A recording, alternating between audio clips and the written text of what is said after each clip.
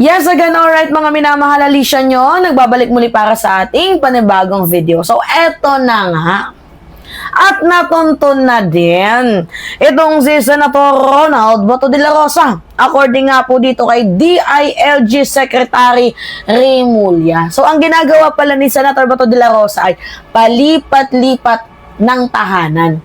Hindi siya nag-i-stay sa isang bahay. Kumbaga kada araw lumilipat-lipat itong si Senator Ronald Bato de la Rosa. Pero hindi pa naman siya pugante kasi wala pa namang eksaktong kaso dito kay Senator Ronald Bato de la Rosa. Pero ang nakakapagtaka dito, bakit ka nagtatago? So ngayon ito, mga minamahal, bulgar ng lolo ninyo, pakinggan natin. Saktong isang buwan na mula nang magbalik ang sesyon ng Senado at hindi na rin nakitang pumasok si Senador Bato de la Rosa. Sabi ngayon ng DILG, alam nila kung nasaan ang kinaroroonan ng senador na palipat-lipat umano ng bahay.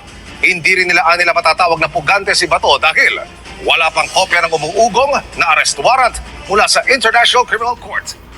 Talagang literal na your days are numbered. Para dito kay Senator Ronald Bato de la Rosa. Dati yung your days are numbered, para lang yan sa mga mga flood control scammers, 'di ba? Your days are numbered. Pero mukhang yung binitawan ni PBBM na salita na your days is numbered, abay mukhang akmang-akma na ngayon kay Senator Ronald Bato de la Rosa. Akala ko ba, go ahead, make my day. Akala ko ba ganon? Bakit parang nag-iiba na yung sistema mo? Diba? So, alright, mga minamahal. Okay, sige, patuloy pa natin. Katutok si Darlene Kai. Higit isang buwan ang lumipas mula nang huling nakita sa publiko at sa Senado si Senador Bato de la Rosa kasunod ng pagbubunyag ni Ombudsman Jesus Crispin Remulla noong November 8 na may arrest warrant ang ICC laban sa kanya, kaugnay pa rin sa gera kontra droga ng Administrasyong Duterte. May mga paramdam siya paminsan-minsan sa social media tulad ng pagdalaw niya sa isang paris sa Cebu at sa pagpupost ng picture niya na nakawig. Ang pinakahuli, ang pagkomento niya sa post ng kanyang asawang si Nancy. Sa post, may larawan ng isang lalaking nakatalikod at caption na nagpapasalamat sa kanya raw pagdalaw. Hindi malinaw kung saan o kailan kuha ang larawang yan. Pero, ang sabi ni DILG Secretary John Vic Remulla, alam nila kung nasaan si De La Rosa. Nako, aray ko po, mga minamahal. So, palipat-lipat ng bahay itong si Bato sa kanyang mga kaibigan. Diba? O, dati atapang-atao. Ngayon, bahag ang buntot. Diba? O, kaya nga tama yung sinabi ni Trillanes, mahina ka Bato. Diba? Wala kang yagballs. Ang Bato ay naging marshmallow, lumambot. At soon to be, abay mukhang magiging karton na din sa International Criminal Court. Alright, continue tayo mga minamahal. Sa mga bahay, sa mga kaibigan niya, itatago siya. Tapos sa loob siya ng bahay, pag lilipat siya, iba-ibang kotse yung ginagamit. So, I think we've monitored him in 6 different places in the last 3 weeks. In the last 3 weeks. Palipat-lipat lang siya. Tumanggi na si Remulla na idetalye kung saang mga lugar nila na monitor si De La Rosa. Kahit itinuturing na nagtatago, hindi pa rin daw siya matatawag na fugitive o pugante dahil hindi pa rin daw nakatatanggap ang DILG maging DFA at DOJ ng kopya ng arrest warrant laban kay De La Rosa. Ito na yung problema dito, mga minamahal. Wala pa kasing kopya ang DFA, ang DILG, ang mismong gobyerno ng copy ng arrest warrant ni Bato de la Rosa. Pero itong si Bato, nagre-ready na. Kasi anytime soon, baka pinapabingo lang itong si Bato, no, na pwede ka naman magtago dyan sa Senado, di ba, ganon. Tapos, eventually, ang mangyayari, mga minamahal, abay, doon na lumabas yung warrant. Kaya ang ginagawa ni Bato de la Rosa, ayoko nga magtago sa Senado, baka ipahamak lang ako ni Tito Soto. Parang ganon, yung kanyang iniisip. So that, he's hiding, 'di ba, mga minamahal, sa kanyang ginawang pagkakasala. Akala ko ba matapang, 'di ba? Sabi mo nga noon, talo ka pa nga ni Dilima Ano sabi ni Dilima? Sige, kulong niyo ako. Total, yan naman yung gusto ninyo. Di ba buti nga sa Dilima may paninindigan, hindi nagtago, hindi tumakas, 'di ba? Pero ikaw, ano yung ginagawa mo? Political escape? Tama ba 'yon? 'Di ba mga minamahal? Kung sino patuloy yung lalaki, sila patuloy itong mga may hina. Alright. play it fair and we have to play it cool. Hindi naman pwedeng basta-basta ka lang gagawa ng hindi na uso yung extrajudicial means of prosecuting the law. Dapat dyan, you do it according to the book. So, we are monitoring him. Alam namin kung nasaan siya at hintayin lang namin kung may iutos talaga ang korte. Wala. Sabi ng abogado ni De La Rosa, noong November 8 din niya huling nakausap ang kliyente. Wala raw siyang impormasyon kung nasaan ito.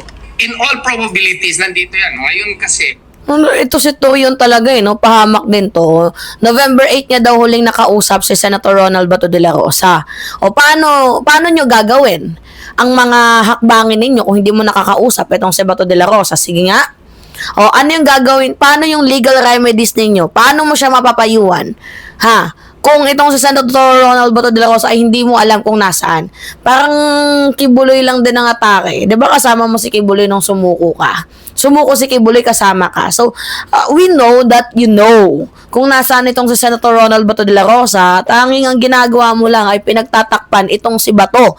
'Di ba? Para hindi mahanap or makita ng gobyerno. At saka hindi pa naman huliin yan si Bato. Hindi pa nga alam kung saan nagtatago yung si Senator Ronald Bato de la Rosa, 'di ba? So, bakit siya huli na wala pa namang official copy ang Republic of the Philippines sa warrant of arrest ng International Criminal Court kay Senator Ronald Bato de la Rosa? At beside, kung talagang malinis itong si Bato, ba't kailangan mong magtago? 'Di ba? Hindi mo kailangan magtago.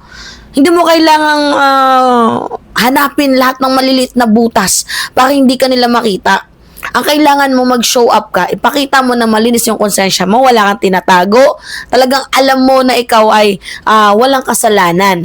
'Di ba, mga minamahal? yung kanyang personal safety is at stake, no? Ako maka-speculate lamang ako kasi hindi ako makasabi for him even if I am his lawyer, no? He is just making himself unavailable kasi wala pong klaro kung ano po ang pulisiya o wala po tayong batas as to how to deal with surrender kasi klaro po yung gobyerno natin is they will apt the modality of surrender instead of extradition under Section 17 of Republic Act 9851. Wala raw impormasyon ng abogado ni Senator Bato de la Rosa kung dadalo siya sa unang sesyon ng Bicameral Conference Committee na nakatakdang magsimula sa darating na weekend. Lalo dahil isa siya sa mga vice chairperson ng Senate Committee on Finance. Gayunman, hindi raw naman napapabayaan ng senador ang kanyang opisina. It is administratively functioning. His staff are... Okay, yung problema kasi dito, okay, sabi lang natin na nagpa-function ang kanyang staff. Ang problema dito, ang kailangan natin is si Senator Ronald Bato de la Rosa because he is elected person. So, supposedly, siya yung nagtatrabaho. 'Di ba?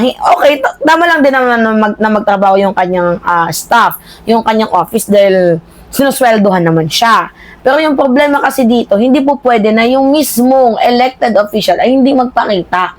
'Di ba na in the first place, binoto ka nga para pagsilbihan ng mamamayang Pilipino tapos ngayon bigla kang nagtatago. Ano ba mga comment dito? Bring it on, 'di ba? Catch me if you can. Alala ninyo si Daban de Bato de la Rosa. Mga malapit na ba to? Don't you worry. Malapit na. 'Di ba? So, nagkasama sila ni Bantag. Hinahanap kasi sila ni Boy. Magkasama kaya si Bantag na si Bato.